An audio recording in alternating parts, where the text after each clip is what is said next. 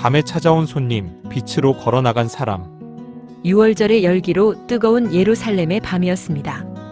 낮 동안의 소라는 잠들고 골목마다 휘감는 바람만이 율법과 예언의 무게처럼 묵직하게 내려앉던 시간.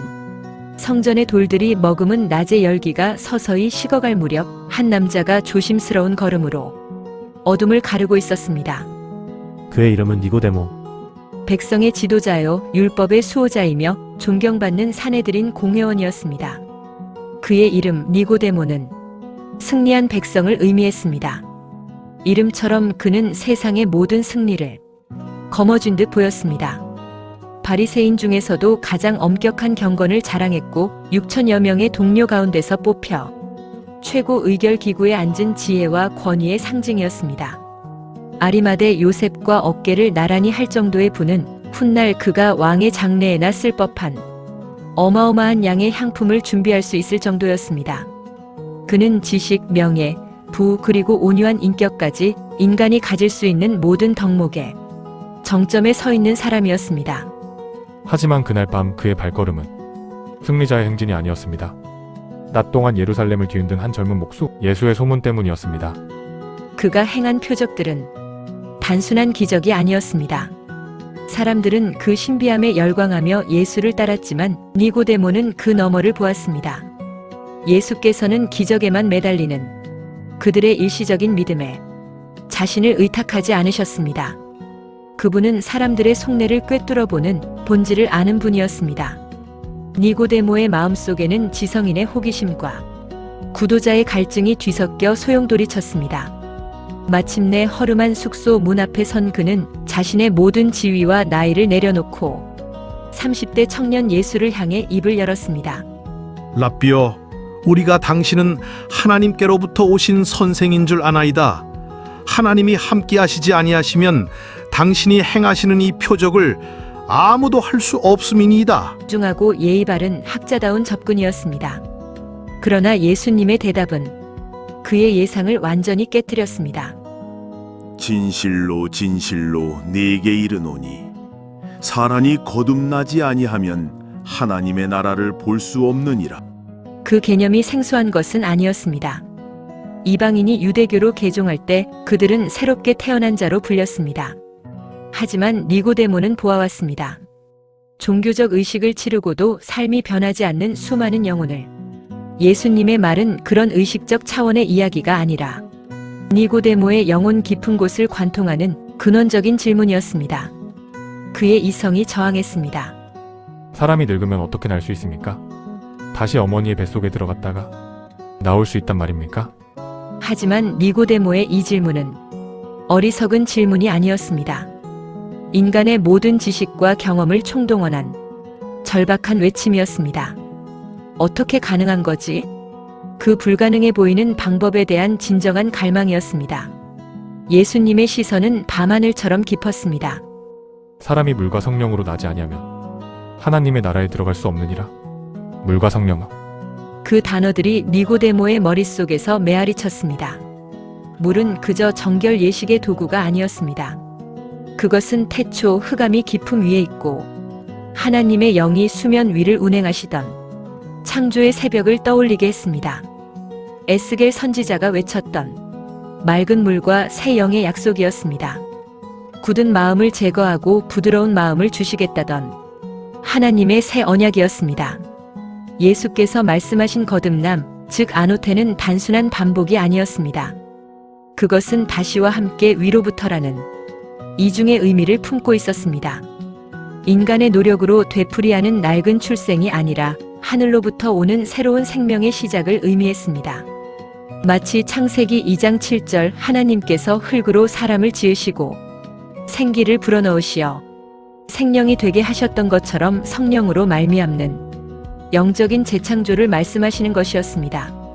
니고데모는 이스라엘의 선생으로서 구약의 예언을 몰랐던 것이 아니었습니다. 그는 깨닫는 마음과 보는 눈, 듣는 귀를 주시지 않았던 이스라엘 백성들의 역사를 알고 있었습니다. 형식적인 제사와 율법에 갇혀 우상 숭배와 영적 간음에 빠졌던 백성들에게 하나님께서 약속하셨던 새 언약, 곧 그들의 속에 법을 두고 마음에 기록하며 새 영과 새 마음을 주시겠다는 예레미야 31장과 에스겔 36장의 약속을 어렴풋이 기억하고 있었습니다. 에스겔 37장의 마른 뼈 환상 생기 루아흐. 푸뉴마가 들어가 마른 뼈가 살아나는 그 놀라운 광경은 바로 이 성령의 새 창조를 시각적으로 보여주는 것이었습니다.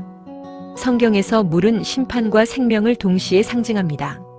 노아의 홍수와 홍해를 건넌 이스라엘 백성들, 그리고 세례, 죄에 대하여 죽고 하나님의 백성으로 다시 살아나는 이 사건은 물과 성령으로 말미암는 새로운 탄생을 의미했습니다. 베드로와 바울도 이스라엘의 홍해 사건을 세례에 비유하며 육체의 더러움을 제하는 것이 아니라 하나님을 향한 선한 양심의 간구임을 강조했습니다. 성경은 니고데모의 이야기를 통해 우리에게 말씀합니다.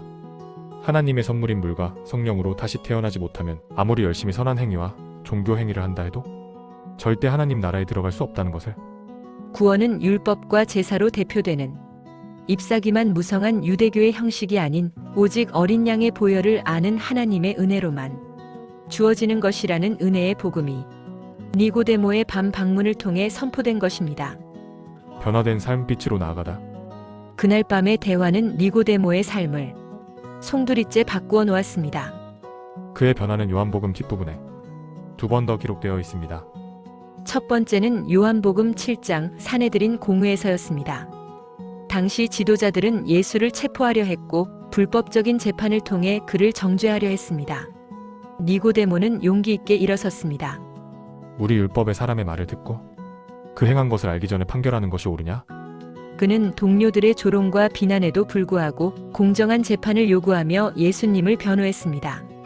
두려움에 떨며 밤에 몰래 찾아왔던 그가 이제는 대낮에 수많은 권력자들 앞에서 진리를 위해 목소리를 내는 담대한 자로 변모한 것입니다.